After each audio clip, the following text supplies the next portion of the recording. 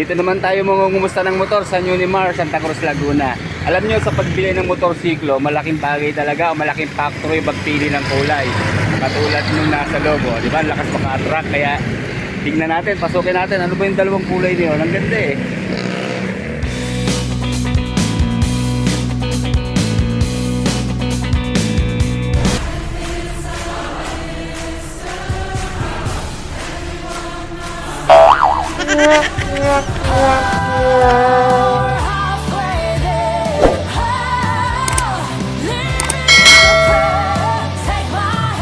Alam niyo, pag air condition talaga ang kwarto natin o ang ating store, nape-preserve yung kanyang pagka-fresh. Nakita niyo, lagi siyang malinis, so hindi siya natatalsikan ng alikabok o nababasa ng ulan, nabibilad sa araw. Kaya parang sa tao, di ba, pag nakababad tayo sa aircon, ang ganda ng ating kutis. Kaya lang tayo hindi, maitim tayo. Okay, sige, pasok na tayo sa loob, ha. Okay, Neymar Morning Manager. Mukhang meron tayong ano ngayon, sale, ha.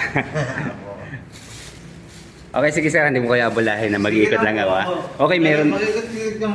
Okay, sige sir. Okay, meron na rin silang NMAX version 3 mga ka-riders. So, ito po yung standard version. Ayan, magkatabi po itong version 2 at version 3. Bibilisan lang po natin mga ka-riders, sa screenshot nyo na lang po yung kanyang updated price. Ito po yung sa version 2, ha. Ito po sa likuran. Okay, meron ditong CF Moto, bali 650 MT. Okay, ayan po ang kanyang cash price.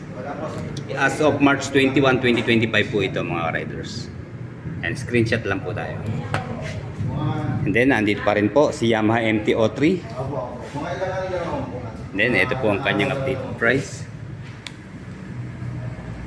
And then, katabi naman po niya si Yamaha R3.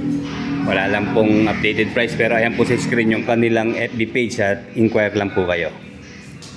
And then, dito naman po sa katabi niya, nandito naman si R15. Okay, ito po ang kanyang cash price.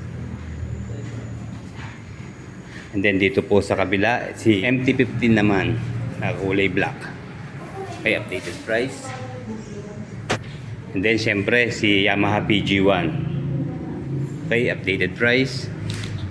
March 21, 2025. And then syempre si Honda Click 160. PCX 160 ABS version. Red. Saka standard CBS version na Honda PCX 160, kulay white, saka kulay black. Then, ito po ang kanyang cash price, standard. At dito naman po sa ABS, ito ang kanyang cash price. Available din po sa kanila ang Honda XRM 125 na motored version. Okay, wala lang pong price, ha, basta yan po, message lang kayo sa kanilang FB page. And then si Honda 150L CRF, black and white color combination. And then dito naman po yung Mio series ng Yamaha. Andito po si Mio i125S. Ayan, yung meron pong stop and start system. Okay, wala lang pong price, ha. And then katabi niya po si Mio Gear. Okay, akala ko face out na to eh. Pero ito pala, andito pa, meron pa sila available. Ito ang gusto kong kulay eh. Gray and black na color combination. Okay, ang kanya pong updated price sa Mio Gear S125. Ayan. And then katabi niya mo yung isa pang kulay na matte brown. So pareho po silang Mio Gear S. And then si Honda Beat 110 na playful version. And then available pa rin po sa kanila itong mga e-bike. Nandito po si Honda Summer E. Ayan po ang kanyang cash price. And then dito po sa katabi niya, nandito po si Honda Sundero. And then syempre Mio Pacho 125. Meron din po silang Mio i Standard. And then ito yung dalawa na napili natin. Ito mamaya ay review natin. Then katabi nila si Suzuki Avensis 125. And then ayan po ang kanyang updated price.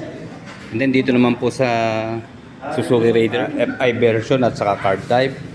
Okay, dito po sa carb, ito po ang kanyang updated price as of March 21, 2025. Screenshot lang po tayo mga riders. And then siyempre si Honda Winner X premium version. And then yung kanila po mga semi-matic na motorsiklo, siyempre si Honda RSX 110. At saka si Suzuki Smash 115cc, Honda Beat premium version. Ito po sa likuran, okay, Honda PCX pa rin po, black and white. At saka syempre si Aerox standard version. At para sa mga katropa natin magta-tricycle na namamasada, ito naman ang kanilang mga pan-tricycle na unit. Syempre nandito po si YTX 125 ng Yamaha. Meron din pong Kawasaki Barako.